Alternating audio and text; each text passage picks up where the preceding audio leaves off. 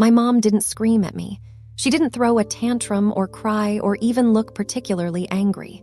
She just stood in the hallway like she'd been waiting for the right moment to deliver a sentence she'd practiced in her head. "You have 48 hours, she said. "Pack your things and get out. This house is for your brother now."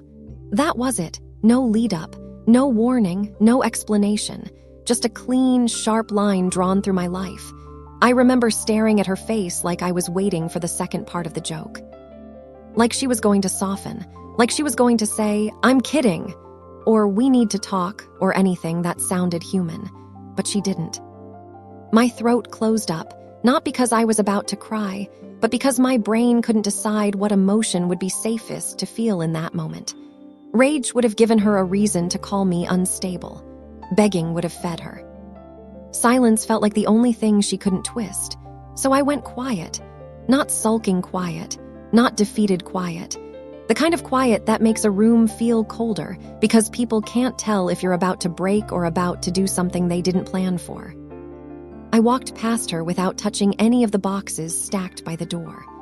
I didn't ask why my winter coats were sitting on top of my childhood photo albums like I was being erased in alphabetical order. I didn't look at my brother, who was sitting on the couch scrolling his phone like this was all a minor inconvenience. I just went downstairs to the room I'd been pushed into years ago and closed the door gently, like I didn't want the house to know I was angry at it. That house had been mine long before it had been a battlefield. I'd moved in when I was 13, when my parents first bought it and acted like we were finally a real family. I knew every squeaky board and every spot on the kitchen ceiling where the paint bubbled in summer. I knew how to open the back door without making it stick and how to jiggle the hallway light switch to keep it from flickering. Most people would have called it a normal home. To me, it was a museum of expectations. The coffee maker that my dad refused to replace because he liked things that proved he wasn't wasteful. The lemon cleaner my mom used like it was holy water, scrubbing countertops harder whenever she was stressed, as if wiping hard enough could make the world obey her. And me in the middle of all of it, was the one who made things work when nobody else wanted to.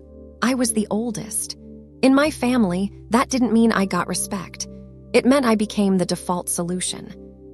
From 16 onward, anything confusing in the mail ended up in my hands. Property tax notices, insurance renewals, random government letters, calls from companies my parents forgot they owed. My mom called it being responsible. My dad called it having a good head. What it actually meant was, we don't want to deal with this. Give it to her. And I did, over and over, because I thought being needed meant being loved. Then there was my brother, Evan. Evan was shiny, not in a malicious way. In a way that made people want to protect him from consequences. He could talk about big plans with the confidence of someone who'd never been held to a deadline. He could charm my dad into laughing even after Evan blew through rent money on an investment opportunity that was basically a fancy way of saying he lost it. My mom adored him. She called him creative. She called him visionary. She called him sensitive. She said he didn't do well with pressure, like pressure was a cruel thing the world should stop doing just for him. When I pointed out the imbalance, carefully, quietly, my mom would tilt her head and give me that look that always made me feel like I'd committed a moral sin. "Why can't you just be happy for your brother?" she'd say. The house reflected that hierarchy. Evan's room upstairs stayed untouched, bright and spacious, as if it was waiting for a version of him that actually showed up. Mine had been moved to the finished basement after college when my mom decided I was too old for the good rooms. She framed it as practical, like she was giving me privacy. But it wasn't privacy. It was a demotion. Still, even in the basement, I kept showing up. I came home after long days at work, hung my keys on the same hook, cooked dinners when my mom wanted to rest, and paid attention to bills my parents pretended didn't exist until a final notice arrived. The house wasn't perfect, but it was stable. It was familiar. It was the closest thing I had to something that felt like mine, even if it technically was. So when my mom told me it was, for Evan now, it didn't feel like property being reassigned. It felt like my entire history being handed to someone who'd never carried it. And the worst part? If I'm honest, I should have seen it coming. For months, little things had been happening, small enough to dismiss one at a time, but loud when you stacked them.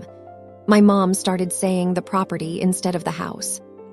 My dad started using words like streamline and structure, which always meant I would be doing more, not less. Evan started walking through rooms with that casual confidence of someone who believed the future belonged to him by default. He'd stand in the living room and talk to his friends about renovating for clients. He'd point at the dining area and say things like, "This would be perfect for a studio vibe." He'd laugh and say, "Just wait, this place is going to be a brand." A brand, like our home was a blank canvas he could monetize. At first I rolled my eyes. Evan always exaggerated. Evan always performed. But then I started noticing the papers. The dining table, once covered in my dad's newspapers and my mom's shopping lists, started holding printouts. Home valuation estimates, contractor quotes, lists of upgrades. I saw sticky notes in my mom's handwriting that said things like timeline and staging. One night I walked in and all three of them stopped talking at the same time. Not a casual pause, not a natural lull, a hard stop. My mom covered the documents too fast. My dad cleared his throat and suddenly remembered he needed something in the garage. Evan smiled at me like his face was a mask. "We're just discussing possibilities," my mom said. "Possibilities for what?" I asked. She waved her hand as if my curiosity was a fly in her kitchen. "Grown-up stuff, don't worry about it." That was her favorite way to make me feel small. Treat adulthood like a club I wasn't allowed into, even though I had been doing their adult tasks for years. Then came the day I found the schedule. It was taped to the fridge right at eye level like a notice in an office. Neat font, time blocks, labels. It read, Evan's launch week. Monday, walkthrough with contractor. Tuesday, content shoot. Wednesday, client meet and greet. Friday, open house preview. And at the bottom, in my mom's handwriting, were two words that made my stomach drop. Clear basement. My room, my bed, my life. I stood there holding the paper so tightly my fingers hurt, and I realized something. They weren't just talking about the future. They'd already started living in it.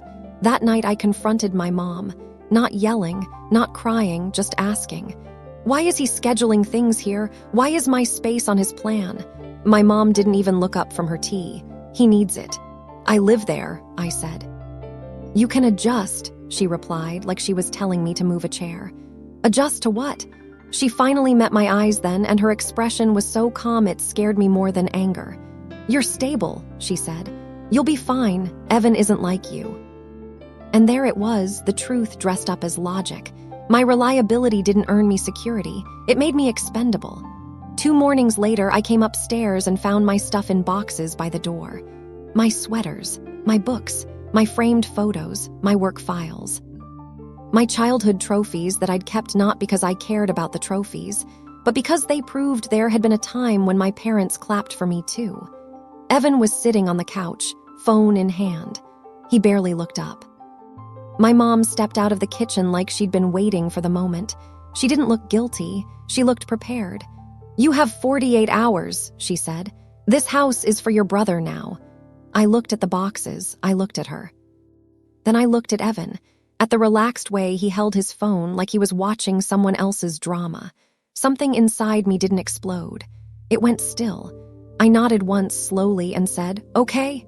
Not because I agreed, because I understood if I reacted, they'd use it. They'd rewrite the story so I was the problem. They'd paint me as ungrateful, unstable, dramatic. Silence gave them nothing to grab. I walked back downstairs and closed my door. Then I opened my laptop. People think power is loud, but the first time you stop being manipulated, it's quiet. It's a private moment where something in your brain clicks into place and you see the pattern without the emotions fogging it up. I worked in compliance. Not law exactly, but close enough that paperwork didn't scare me. Deadlines didn't scare me. Formal language didn't scare me. So I logged into the shared family storage, the one I'd set up years ago when my dad couldn't remember passwords, and my mom didn't want to deal with tech stuff.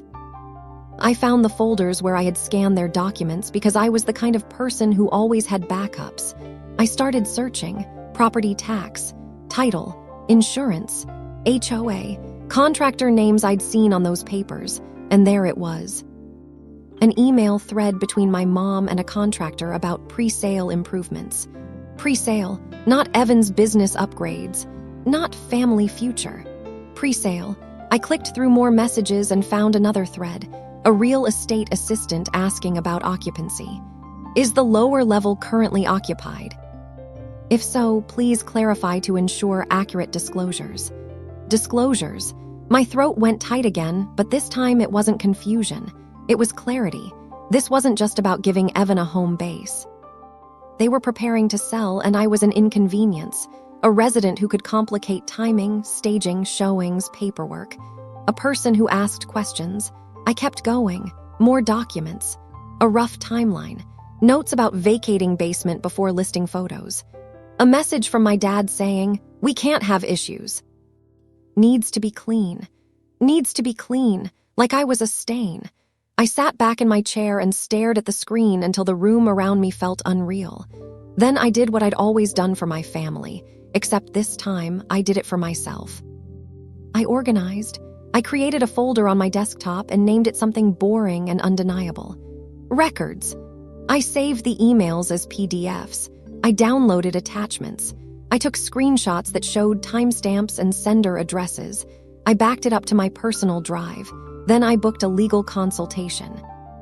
Not a dramatic one. Not a "I'm suing everyone" fantasy. Just a calm, practical appointment to answer one question: can they actually do this? The next day, the attorney's email came back with a summary that read like a breath of fresh air. It explained that residency matters. That you can't simply remove someone with a 2-day ultimatum just because you feel like it. That self-help evictions, changing locks, tossing belongings, can create serious legal trouble depending on jurisdiction. It didn't promise me the house. It didn't promise revenge, but it gave me something better than revenge. It gave me leverage. That evening, my mom knocked on my basement door. "You're being dramatic," she said through the wood. "Don't make this harder than it needs to be." I didn't open it. I didn't answer. My silence wasn't weakness anymore. It was a boundary. Upstairs, the house moved around me like they were trying to pretend I wasn't there. My dad paced. My mom made phone calls in a low voice. Evan came and went like he already owned the place, like my presence was a minor delay. 2 days later, on the morning my deadline expired, Evan rolled into the driveway with a man in a blazer and shoes too clean for our neighborhood. They walked inside talking loudly about momentum and launch strategy. Evan opened the front door and stopped when he saw me standing at the end of the hall. His smile faltered for half a second before snapping back into place. "Oh," he said, like he'd forgotten I existed. "You're still here." I didn't step aside. I didn't apologize for occupying the space my childhood had built. I just said, "Yeah." He sighed like I was ruining his day. "Listen, I know you're emotional, but Mom and Dad already told you. I've got people coming. This can't be a thing." "A thing," I repeated softly. My mom came in from the kitchen carrying grocery bags, and my dad followed behind her with the expression of a man who wanted peace without paying for it. My mom's eyes went straight to me, sharp and impatient. "Why are you still here?" She asked. "We gave you enough time." "Enough time for what?" I asked. "To leave," she said, as if she was explaining gravity. Evan stepped forward, voice coated in fake kindness. "Come on, don't drag this out. I need the basement cleared. I'm starting from here." Starting what, I thought? A business? A life? Or the fantasy where he finally becomes someone important and the rest of us exist as supporting characters? I took a slow breath and reached into my bag. I pulled out a thin folder. Not thick, not theatrical, just organized. My mom's gaze snapped to it. "What is that?" "Paperwork," I said. My dad scoffed. "Don't do this." "I'm not doing anything," I replied. "I'm clarifying." I placed the first page on the counter, then another, emails about pre-sale improvements, the occupancy disclosure question, photos of my boxed belongings by the door with timestamps. A written summary from my consultation explaining residency and the risks of unlawful removal. The room changed. Evan's confidence didn't collapse dramatically. It flickered, like a light bulb that realized it might not be invincible. My mom's mouth tightened. "You went through our private messages. I went through shared storage I set up," I said calmly. "The same storage you've used for years because you didn't want to manage your own files." My dad stepped closer, trying to regain control. "What are you implying?" "I'm not implying," I said. "I'm stating I'm a legal resident. I'm not leaving because you told me to with a random deadline. If you want me out, you do it properly. If you try to force me out, I document it. And if you're planning to sell." I tapped the disclosure email. "You should understand what an occupancy dispute does to a sale." Evan's partner shifted awkwardly, suddenly very interested in the floor. The kind of man who loved opportunity but hated complications. My mom looked at Evan like she wanted him to fix it with charm. Evan swallowed. "So what, you're just going to sabotage us?" I stared at him. "I'm not sabotaging anything. I'm refusing to be treated like furniture you can move when you want a new layout." My mom's voice rose slightly, not a shout but a crack in her control. "You can't do this. People are coming tomorrow." "That's not my problem," I said. And then something happened that I'll never forget. My dad's face changed. Not into anger, not into outrage, into calculation. Because he finally realized the one person who understood their paperwork wasn't helping them anymore. He was afraid. My mom sat down like her legs forgot how to hold her up. Evan stared at the pages like he was reading a language he'd never bothered to learn. And I didn't feel triumphant. I felt clean, like I'd finally stopped bleeding internally. Over the next day, things unraveled quickly. The partner didn't come back. Evan's calls got shorter and more frantic. My mom stopped making eye contact. My dad tried to talk to me like I was still the family fixer. "Maybe we can work something out," he said at one point. "We can compromise." Compromise. A word people use when they want you to accept less than you deserve so they can keep more than they've earned. I looked at him and said, "No, just one word, not harsh, not dramatic, final." And that no did something to the whole house. It rearranged the air. It told them I wasn't afraid of being the bad guy in their story anymore. I stayed for a short while after that, not to cling, not to punish, but to do one thing on my own terms. I found an apartment. Not fancy, not huge, but quiet, mine. I packed my belongings slowly, carefully, like I was untying knots I'd lived with for years. No rushing, no panic, no begging. On moving day, I carried my last box up the stairs of my new place and felt something I hadn't felt in a long time. My shoulders dropped, my jaw unclenched. No one was going to knock on my door and demand I fix their mess. No one was going to call me dramatic for asking for respect. I stood in the middle of my empty living room and listened to the silence. Not the silence of being punished, the silence of being free. Sometimes I think about that old house, the hallway light, the coffee maker, the way the banister felt under my hand when I came home tired and still tried to be good, but walking away didn't break me. It made room, because justice didn't come from screaming or revenge or exposing anyone online. It came from learning that loyalty isn't supposed to cost you your dignity. And if any part of this feels familiar, if you've ever been the responsible one until the moment you needed support, then you already know the truth. The most dangerous thing you can do to people who rely on your silence is stop being afraid of it.